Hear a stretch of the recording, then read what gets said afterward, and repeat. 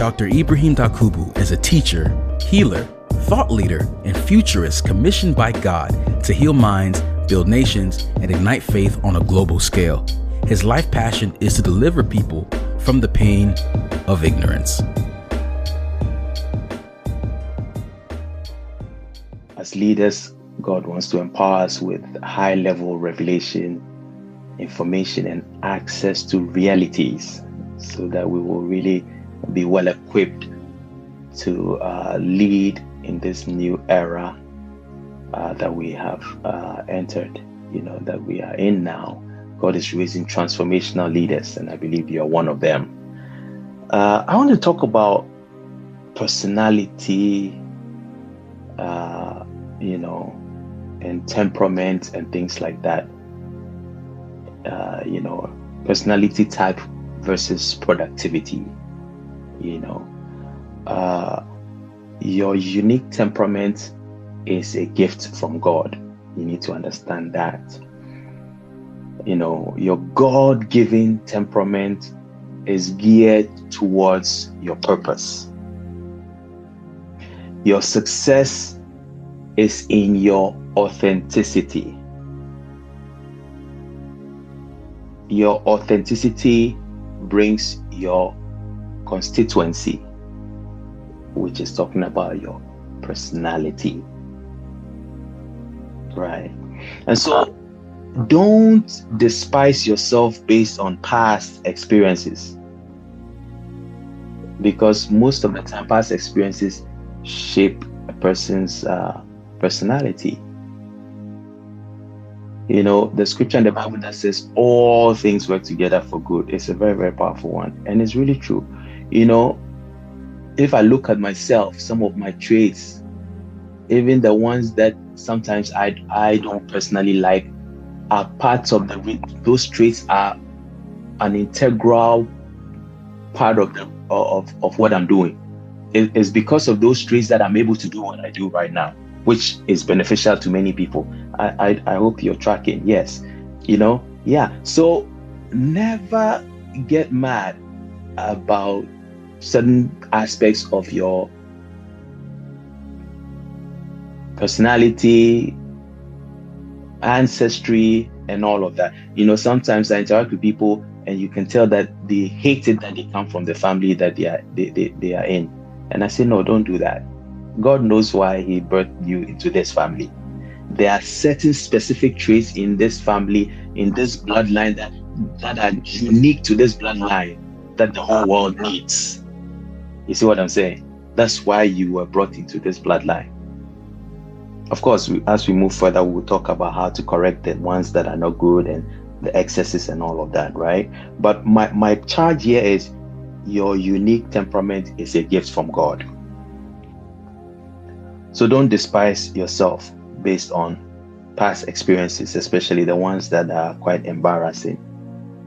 Everything works together for good at the end. Understanding this will help you with deliverance as it has to do with shame, guilt, and rejection. But even though your personality is unique and a gift from God, your temperament, I'll use them interchangeably, even though they are different things. I'll explain further as we move on. But your personality would need to be honed into more practical manifestations. What I'm trying to say is you have to hone your personality onto productivity through mentorship, education, and guidance. You need to increase your intellectual capacity. Intellectual stagnation is dangerous for your destiny. That's why you can be so gifted and talented, but if you lack information, someone that has information will control your gifts and talents. You see what I'm saying? I mean, it's a very common thing in this world, this present world. There are many people who have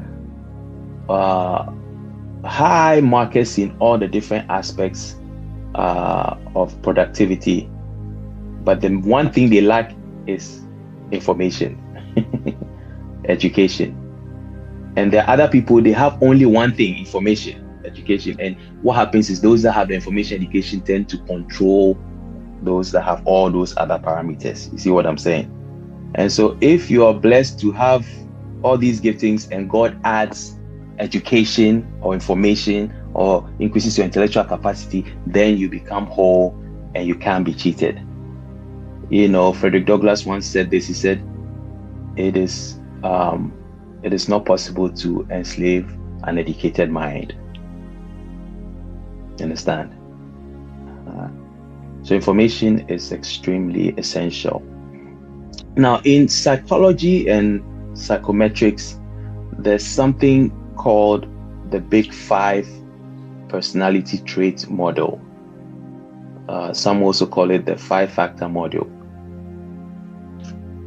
And sometimes they use the acronym OCEAN or canoe because it's 5 words: OCEAN. So ocean or canoe. But this model is a scientific model. It's a scientific model for measuring and describing human personality traits. The framework groups variation in personality into 5 separate factors, all measured on a continuous scale. So what are these 5? I said ocean, right? O, openness. C, conscientiousness. E, extroversion. A, agreeableness. N, neuroticism.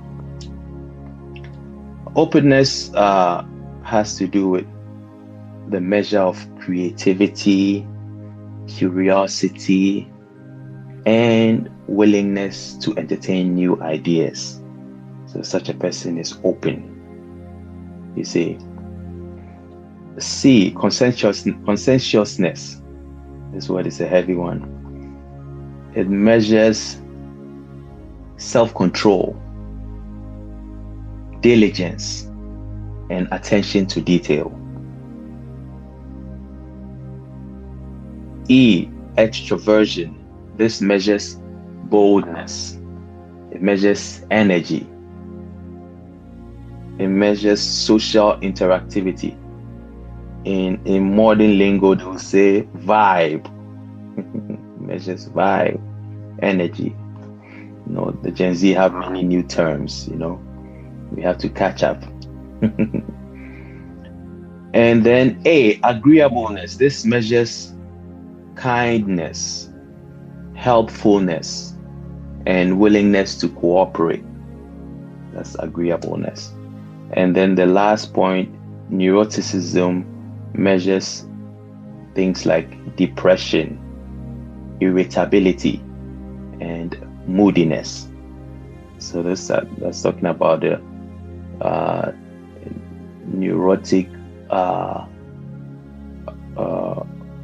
deficits in the neural pathways, you know, talking about neurotransmitters and enzymes and hormones and things like that. So this Big 5 personality traits that we just described, it was developed using empirical research into the language people use to describe themselves. So this was formulated from a thorough study, you know, regarding how people describe themselves, the language they use. And through this, they found patterns and relationships between the words people use to describe themselves. You know, for example, because someone described as hardworking, you know, when someone is described as hardworking, this person is most likely to be described as prepared, someone who is prepared, you know, prepared for life. You understand? And such a person will be less likely to be described as messy. You see, for example. Now, all these 3 traits are grouped under conscientiousness. Understand? So using dimensionality reduction techniques, these are scientific methods.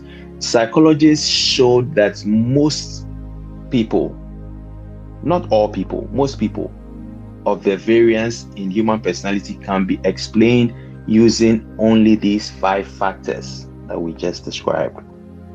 Now, research into personality inventories found these 5 broad categories could explain most variations, even in human personality and temperament. So, what is personality? Personality is the unique, relatively stable pattern of how an individual thinks, feels, and behaves, and it is shaped by genetics, environment, and experiences, encompassing traits like extroversion or agreeableness and influencing life outcomes with common frameworks like the big 5 traits that we described, OCEAN, OCEAN. So this helps to describe the core aspects of personality. And these are consistent with how people react to the world. And so it forms our distinctive character. So I've already described these traits. When it comes to behavior talks about observable actions and consistent ways of acting. So that's what behavior is. When we talk about thoughts and feelings, we are talking about attitudes, talking about beliefs, we are talking about emotional patterns, But with the traits are the 5 components that we described: openness, conscientiousness, extroversion, agreeableness, and neuroticism.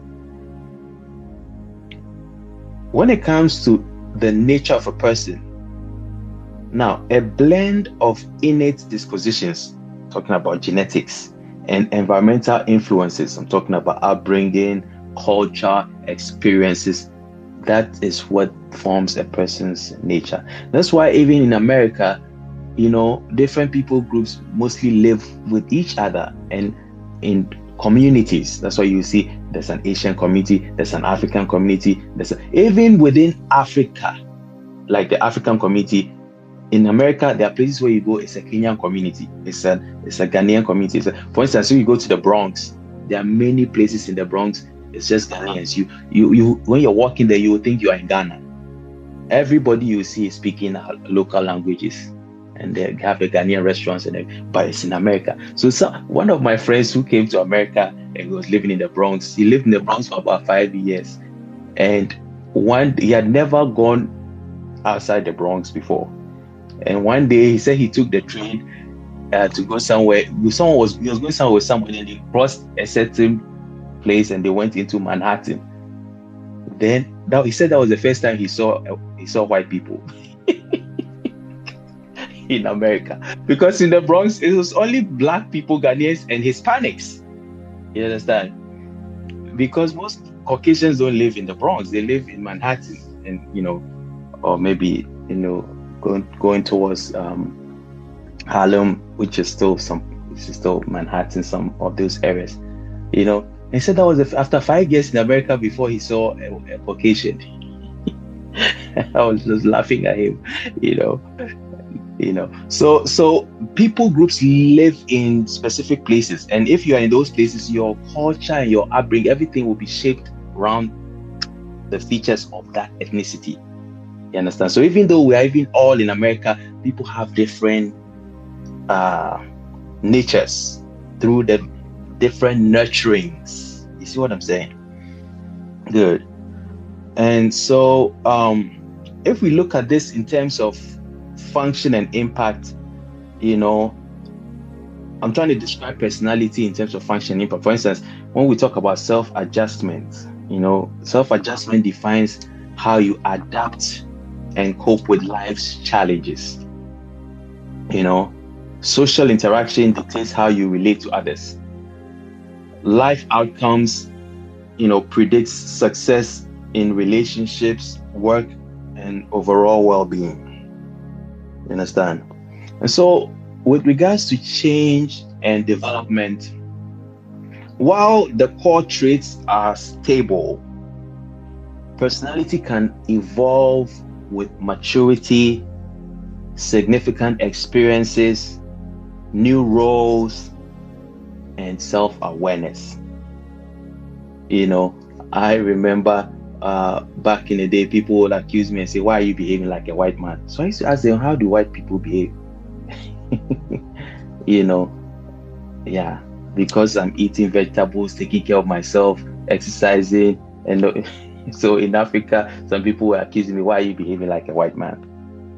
Anyway, but I told her anyway, my grandfather is married to a white woman, so maybe that's how the genes, that's how I got influenced to behave like a white man, since living carefully equates to being like a white man.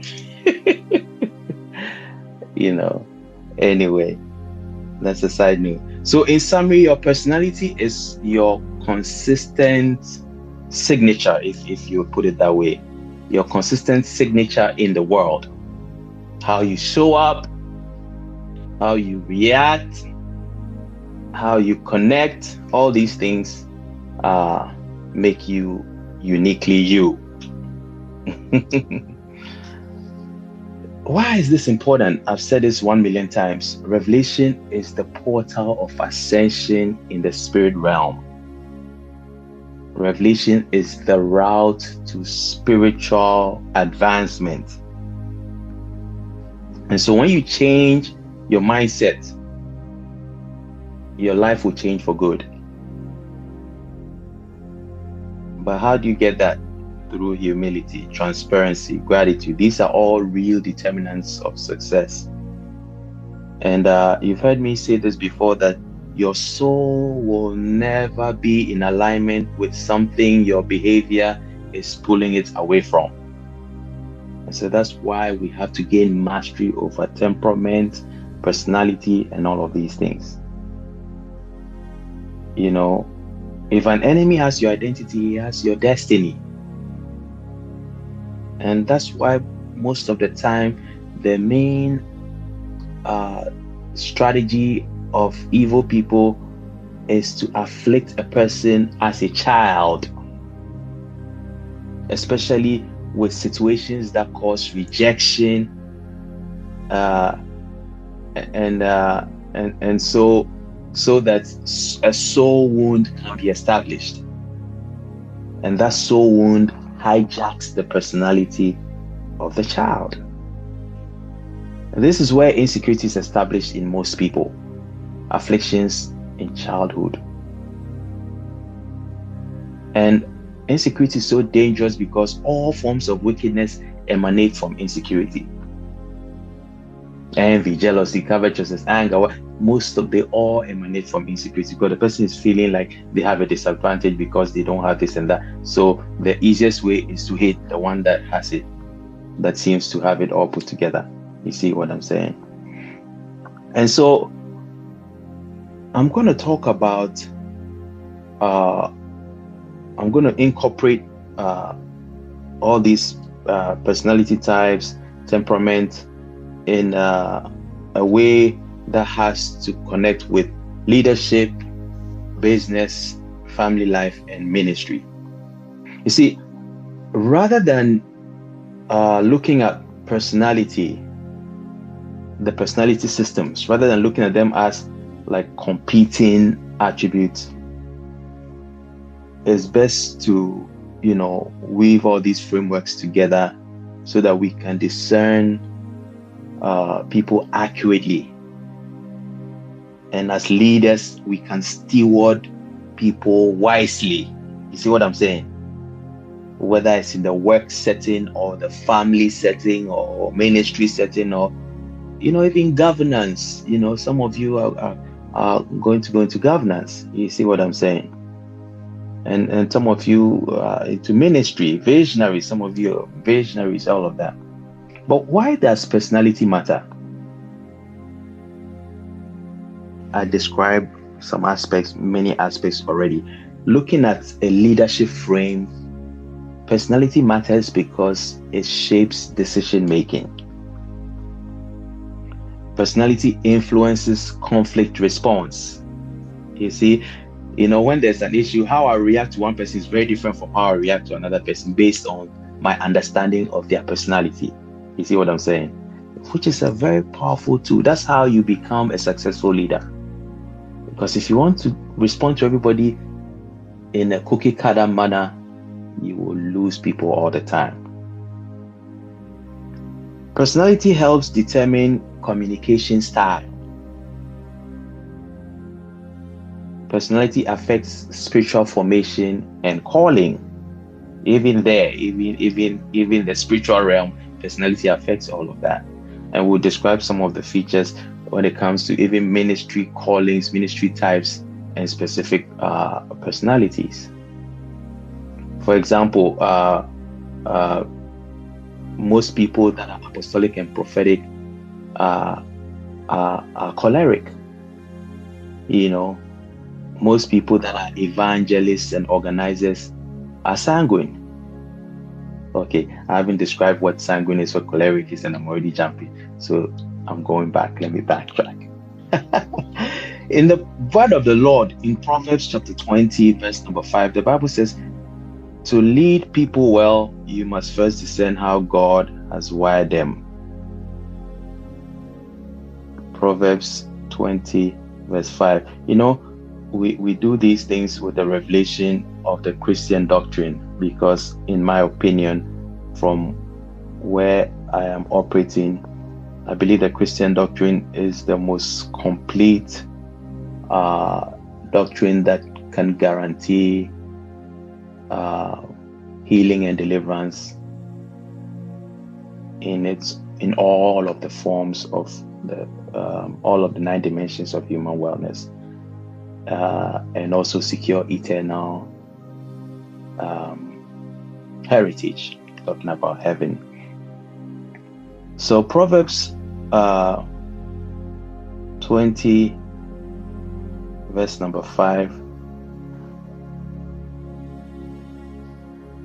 in King James version, which is always very complex, it says, counsel in the heart of man is like deep water, but a man of understanding will draw it out. And so another the Message translation says, knowing what is right is like deep water in the heart. A wise person draws from the well within. You see what I'm saying? So basically, in order to lead people well, you must first discern how God has wired them. No personality type is superior. We need to understand that. Because each personality type has a unique purpose. Right? Now, maturity, character, and calling determine effectiveness, not temperament alone. You understand? So it doesn't matter your personality type, but the level of maturity, character, mentorship, honing, and the calling that you have in this life, all these together will determine your effectiveness in life, not necessarily the temperament alone. You see what my point? Now, the core temperaments, the main temperaments are 4. There are 4 core temperaments. Now I'm using the classical psychological categorizations from a biblical framework. Okay. Now, this ancient model appears in Greek philosophy, also appears in psychology, and even biblical character patterns. So I'll use some examples from the Bible. The first one I want to talk about is choleric. This is talking about the driver or the builder, someone who is a builder. So, we've been saying this, 2026 is the year for builders and all that. So most people are going to have skills or traits within this choleric framework, if you're going to be a builder. And so now you may have your unique temperament based on your God-given temperament, which is how you have been since you were a child. But based on the assignment God has for you, things will have to move and shift and change and remodeled. You see what I'm trying to say? I've said this many times. I used to be very, very shy and timid, but that wasn't my original nature. That was due to abuse and manipulation. So I became timid. Now God had to deliver me and purify me. So I have my unique temperament, which is expressive. I'm a very expressive person. I'm not shy. At the same time, I'm not all over the place. You understand? It's unique to my assignment. And so when we talk about choleric, the core traits of the choleric temperament are: one, decisive. Choleric people are very decisive. They are bold and they are visionary. They have great vision. Choleric people are results oriented. You know, they don't want too much talking. They want results. How do we solve this problem? You see, choleric people are strong-willed, very, very, very strong-willed. You can't easily bulldoze over them, no. And they are extremely confident. And so, when it comes to leadership, choleric people are natural leaders. And in fact, they are pioneers. They usually start new things because they like to do difficult things. They have the capacity to do difficult things. So they are able to pioneer a lot. They are natural leaders. They thrive in authority and responsibility. You know, it's very powerful how I'm merging the two, authority and responsibility, because your authority ends where your responsibility ends. You can't exert authority where you don't have responsibility. You see, many people try to exert authority where they don't have a responsibility. You can't do that. You'll run into many problems. Choleric people have a weakness though. One of their main weaknesses is impatience. Yeah. They also, based on this impatience, they can have anger issues. And also they can have problems with control. You see what I'm saying? Yeah. Now, if we bring it into the offices in the church, that is the prophet and the apostle. You see, the prophet may appear to have control issues because most of the time they have seen something that is certain. It's a revelation, but you don't know that it's a revelation. So if they are telling you that thing, in your finite conscious mind, sociological mind, you're going to say, but why are you trying to control me? You see what I'm saying? So even though control here is in the negative context, it can also appear in this context of the prophetic office. For instance, there was a time where someone who is a prophetic leader we went somewhere, I think California, and the person was speaking to Lauren and advising Lauren, if you're going to work with this man, he's a prophet and he's an apostle, you have to watch things like this, okay, so that you don't get angry when he gives you an instruction and he changes it the following day. Things like that. You know, all this is it's information. If you don't have it and you're operating with your normal logical parameter, you're going to get angry or mad. You see what I'm trying to say? This is just an example. You know, so you need to understand the framework where you are operating. You see what I'm saying? Now, when it comes to business, most choleric people are entrepreneurs. Why? Because, like I said, they are strong-willed, they are confident, they're results-oriented, they're bold, they're visionary. So naturally, that goes to entrepreneurship, right?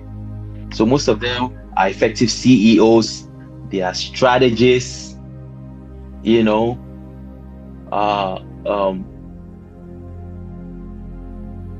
they excel at launching and scaling because they are not afraid. They're not timid. You see what I'm saying? Yeah. So a lot of people like venture capitalists and all these investors, and most of them are in this area. They are not afraid to scale. They're not afraid to launch out in the deep and things like that. But in business, the main risk with this personality type or this temperament type in business is burnout. Such people can easily, if they don't take care of themselves properly, they can have issues with burnout, and also they can suffer relational neglect. See, because they are just focused on results. You see what I'm saying? For them, everything is serious. You see, so if you don't have a balance, it can be. Now, to be honest with you, my dominant personality is this: choleric. I have two personality types predominantly, but the major one is choleric. And so most of the time I have to catch myself to try to be human, because if you're choleric, you're not careful, you can become a robot. When it comes to family life, most cholerics are very protective providers, and but they can tend to dominate if unsubmitted, and so one caution about such people is they have to learn gentleness and listening. So that's what I was describing earlier when I said, I have to catch myself to be gentle and to be listening, to listen, because the default nature is go, like a robot. You see.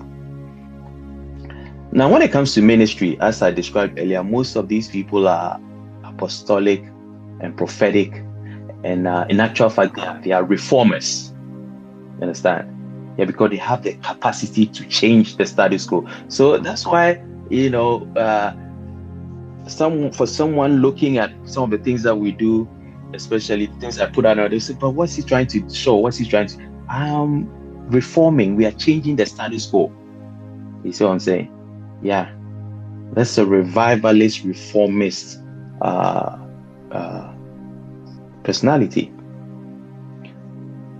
In ministry, most of such people are strong in warfare, because in order to do spiritual warfare, you have to be tenacious. You see what I'm saying? Yeah, they are good with warfare and breakthrough. They can help people to break through in life, and that feature also helps in church planting. But there's a danger here when it comes to this personality type and ministry. One of the main dangers is spiritual pride. That's why every day I'm praying about humility and all of that, because based on the level of access and revelation and all of that, that's why even Paul the Apostle said, because of the abundance of revelation, a thorn was put in my flesh to tame me and to subdue me. And another danger is authoritarian leadership. So if you're not conscious, you can become an authoritarian leader. That's why sometimes I catch myself and I'm asking questions. Okay, I'm not good. Otherwise, it's not every day I'm coming, I'm saying da. Whether it's the word of the Lord or not, people don't like it that way. So sometimes you have to also say, okay, you know what? Also say something, okay, so that we are all doing this together, even though there's the leadership. But you have to learn to allow people to express themselves. Are you getting the point?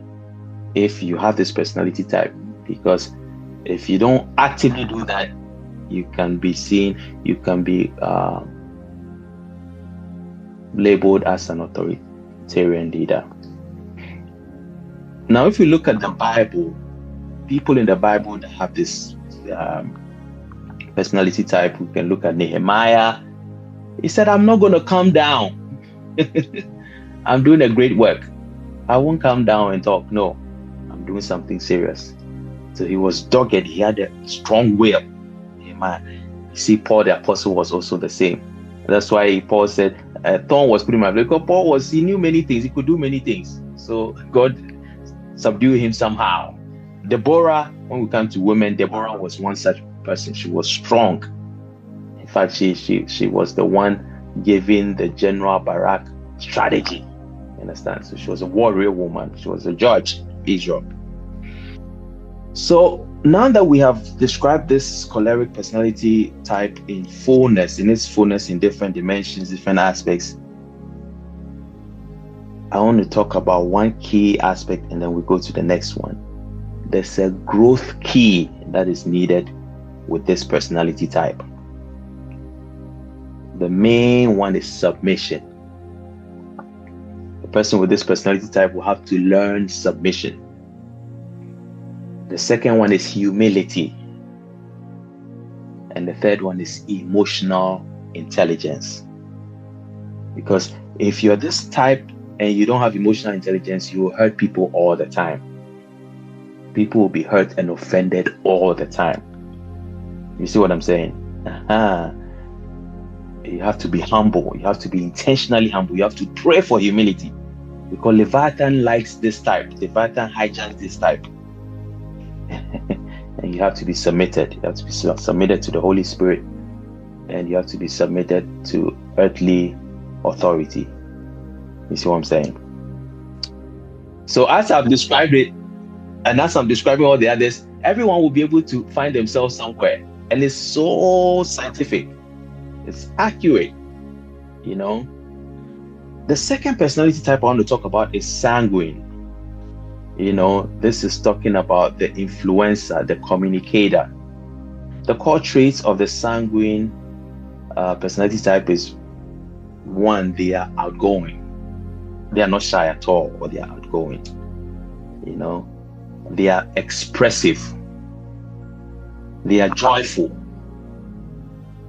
You know, already you can tell Danielle is in that category. You know, they are people-oriented. They love people. They genuinely love people. They are emotionally responsive. They will be there for you, even to their own detriment. They will be there for you. They're emotionally responsive. When it comes to leadership, such people are very inspirational. They are very motivational. They are able to build morale and culture. They're able to rally people around and build. Now, even though this is not my primary temperament, you can say, but you have these qualities also. I had to learn them. Do you understand what I'm saying? Based on the assignment. So this is where the integrations come in. I use myself as an example a lot of times because you guys know me. You've been dealing with me for some time now. But if I use any of you, you may not know the other person's traits very well because, you know, you're not really dealing with people all the time. They're able to build morale. They're able to build culture. But when it comes to weaknesses of sanguine, they have a problem with inconsistency. See, they lack the ability to follow through. So basically, they are not very diligent. When it comes to business, such people are very good with sales, marketing, and public relations because they are not shy at all. They can rattle 1,000 words in 1 minute. You see, when it comes to networking and client engagement, they are very good with that because they're not shy. They can talk, you know. But in business, one of the main risks with these people when it comes to business is poor systems and discipline. They usually don't have systems. They can get a client within seconds, but they don't have systems to follow through or the discipline to follow through. You see what I'm saying? Now, when it comes to family life, these people are fun. Oh, they are the light of the party. They are affectionate. They are encouraging. Even when they are going through problems, they can really encourage you. But the problem is they can lack structure. And sometimes they can lack boundaries. You know, they forget where to draw the boundaries. You see what I'm saying? Now, when it comes to ministry, such people are great evangelists.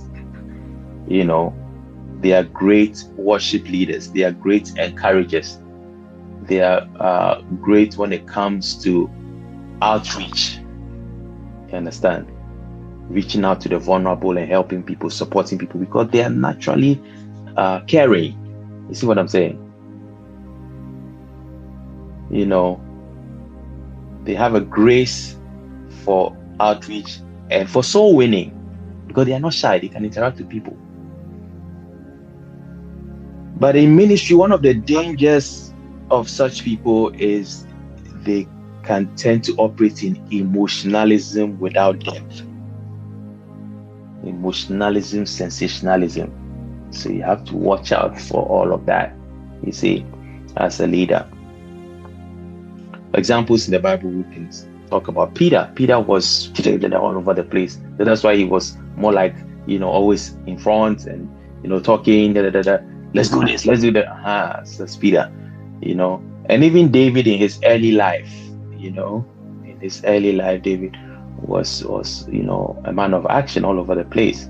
And in the Bible we can also talk about Barnabas. He was also like an activist kind of person.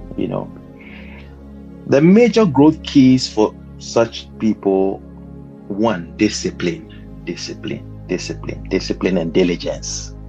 Understand? The ability to follow through and to stick to a set of variables. 2, accountability. Such people really need accountability, because they tend to be all over the place. And 3, depth, because like I said, they're all over the place, so they need structure and depth. So for someone in this personality group, if they get the right coaching and mentorship, they will be great, because they have very, very strong qualities. You understand? Because in life, your ability to sell is your money maker. You understand what I'm saying?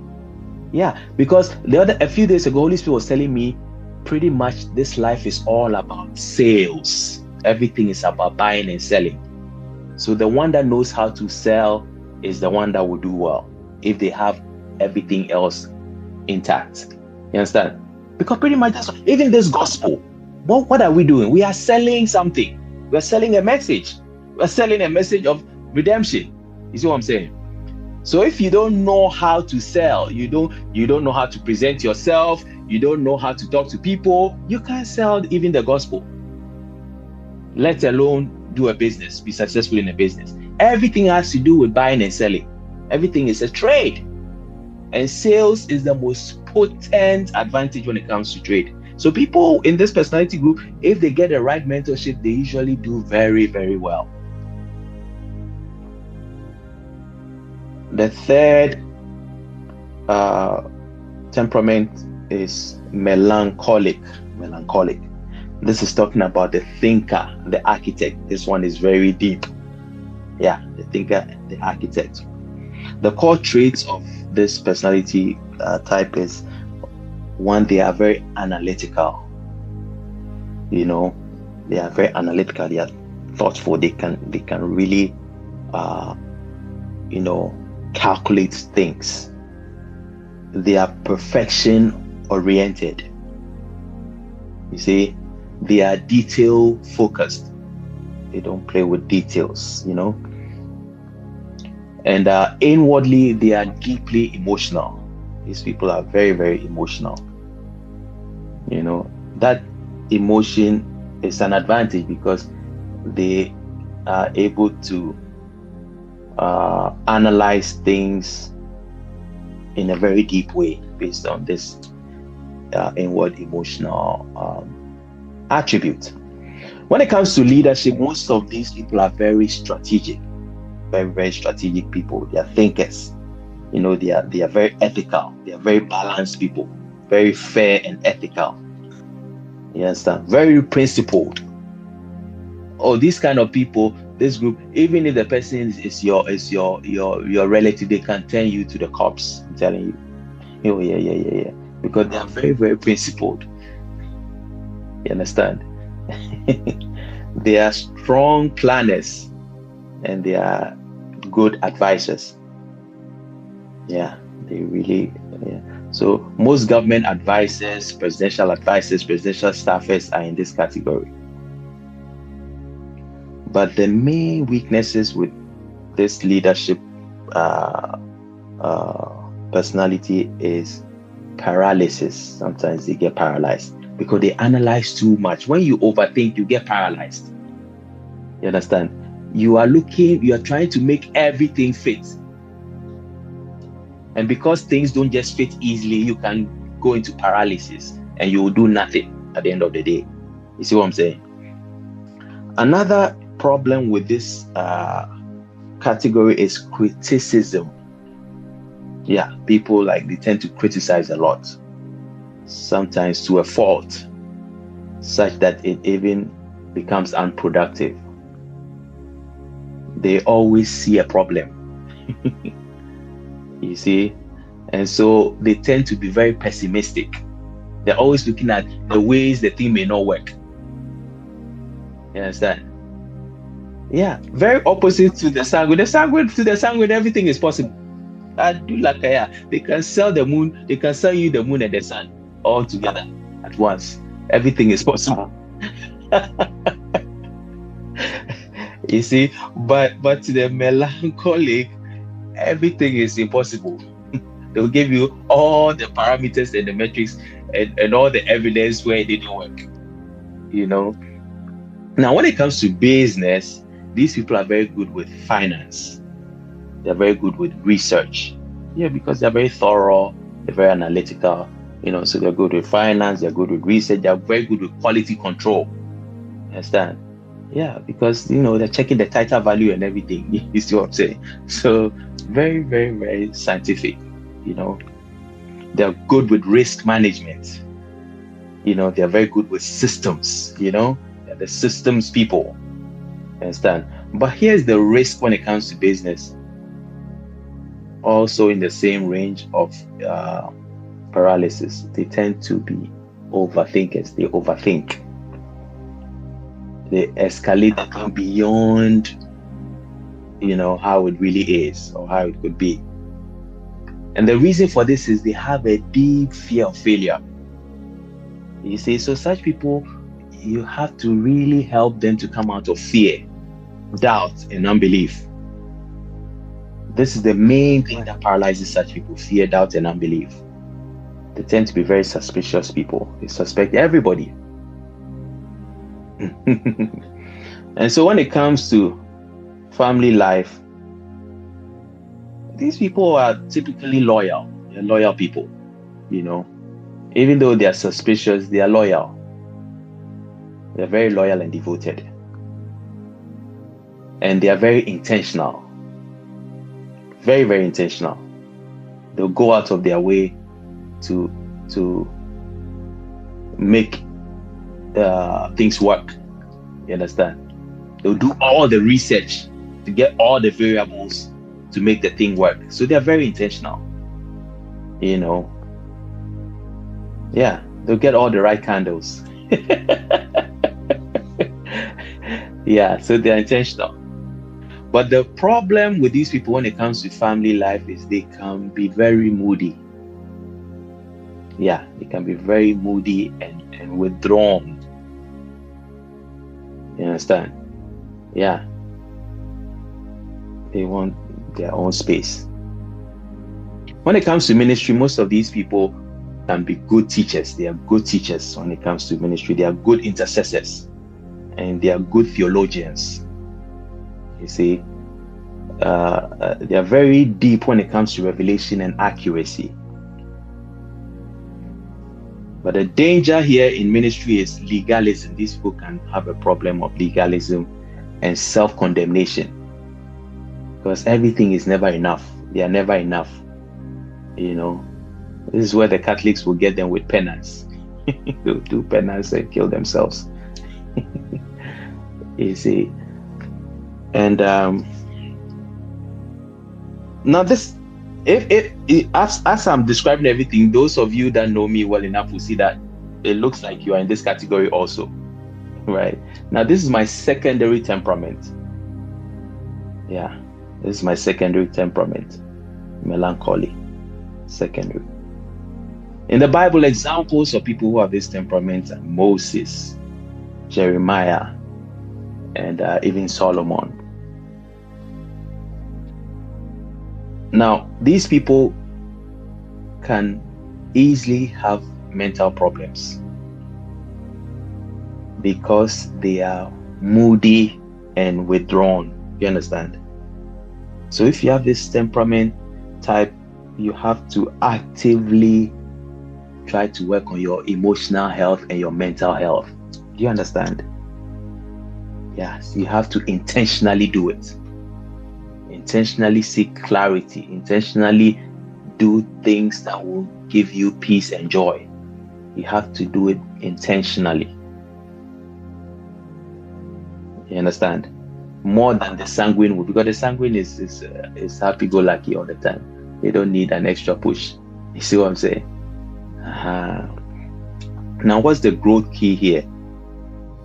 Grace. You need a lot of grace, because such people don't give grace to themselves, how much more other people. So they can be very intense. You understand? Because if they don't even themselves, they don't give themselves grace, how much more other people. You understand? So the growth key is they have to learn to give themselves grace. And also, because they are ruled by fear and condemnation, they have to learn to be courageous. You understand? Because of the fear, doubt, and unbelief. So courage is a very essential tool for such people. And the third growth key for such people is joy. You have to intentionally work towards joy. Why? Because of the moodiness, the withdrawal, and the self-condemnation. That is the negative attributes of this personality type. So you have to actively do things that will give you joy. The final personality type is the phlegmatic. You know, even the name tells it, this is slow, like phlegm. This is the stabilizer. This is the peacemaker. You see, the core traits of this personality is calmness. They're very calm. Also, they are patient, very patient. They are also dependable. See, they avoid conflict at all costs. They avoid conflict. And also they are consistent and they are loyal. They're consistent and they are loyal. So based on all these attributes, I think they will make very good husbands. Yeah. If you're unfortunate and you get a Jezebel, you're in trouble. Anyway. Now, when it comes to leadership, such people are usually good servant leaders. They are very good with administration. They are very good administrators. They are excellent team builders. They're very good with team building. But the weakness that these people have is they tend to have a passivity. You understand? They're very, very laid back and passive. Even though they have good team building skills, but they are very passive. And also they avoid confrontation. This avoidance of confrontation always brings problems because they are suffering, but they can't deal with the issue. They can't confront the issue. So that becomes a disadvantage. You see what I'm saying? And when it comes to business, such people are very good with operations. They're good with operations. They're also very good with HR, human resource, management. Very good with that. They're also very, very good with project management. Project management is a strong area for such people because they know how to build teams and they are consistent and patient and dependable. You understand? Those are all key aspects of project management. Such people are very good at sustaining long-term systems. You see? But the problem with this personality type is the risk here is lack of initiative. Yeah, even though they are very good with sustaining systems and operations and all of that, like I said, they are very passive. and so oftentimes they lack initiative. So that they are phlegmatic, they're just there, And so such people also need a lot of encouragement. If they get good coaching and mentorship, they are able to increase a lot because they have the ability to build structures. And in this world, if you're able to sustain structures will work for you. You see what I'm saying? So if you're someone that knows how to build systems and structures, that's a serious advantage. When it comes to family life, such people are very faithful, and they're also steady, they are stable. They have a safe presence. They provide a safe presence, because this person is not going to go out and misbehave. They are stable, But one issue is that they can tend to be emotionally unavailable. They can emotionally disengage. You see what I'm saying? Yeah. So if you are a very deep, passionate person and you are dealing with such a person in family life, it will be difficult for you because they can be very, very, very unavailable, emotionally unavailable.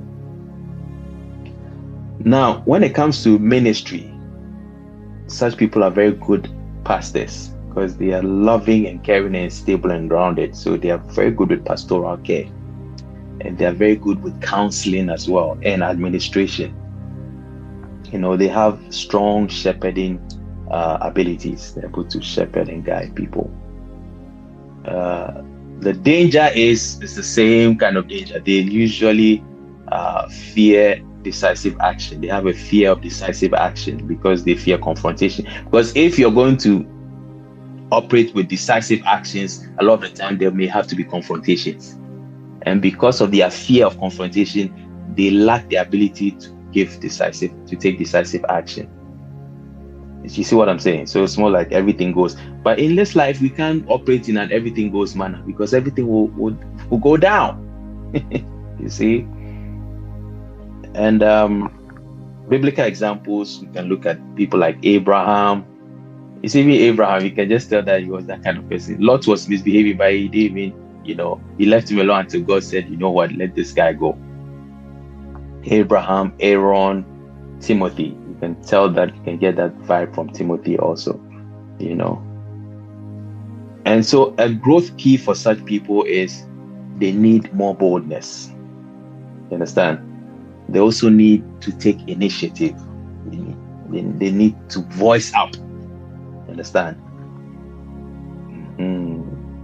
So this is these are the main temperaments and all the features with regards to business, ministry, and family life, and all these important areas, And so for families to be healthy, it's important to honor differences. You understand? Honor the differences. Avoid comparison. Everybody is different. Everybody's unique temperament is for their assignment. You understand? From this teaching, you have seen how it is. Everybody cannot be one type, otherwise we'll have issues.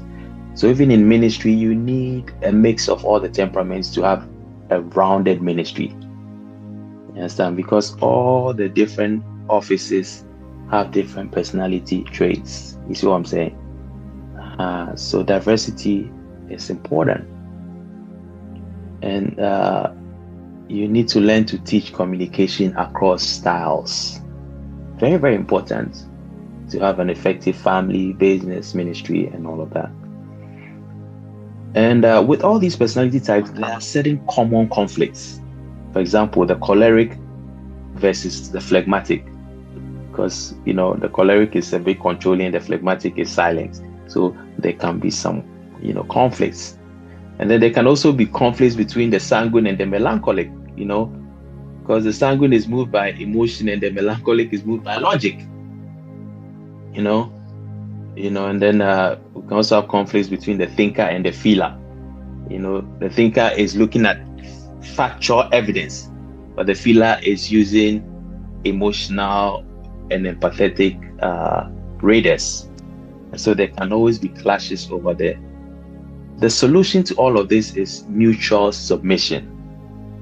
We have to learn mutual submission.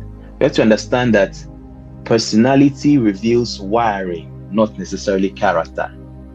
See what I'm saying?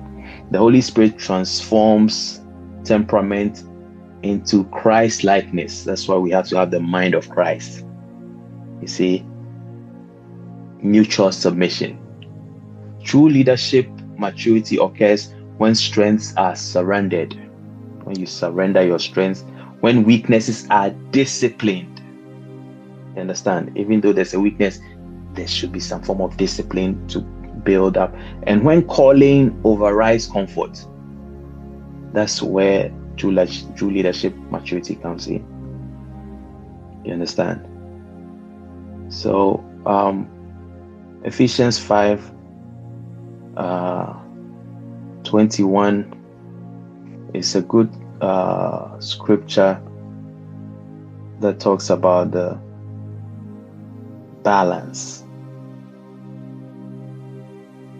We need a balance. We need a balance. Ephesians 5:21 says, submitting yourselves one to another in the fear of God.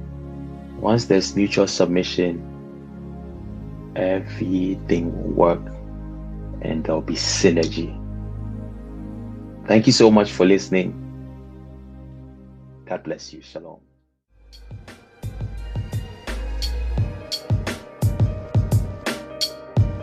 Hey, what's that sound? It's Abraham the Lion. MCD Music. Dunamis Global Media.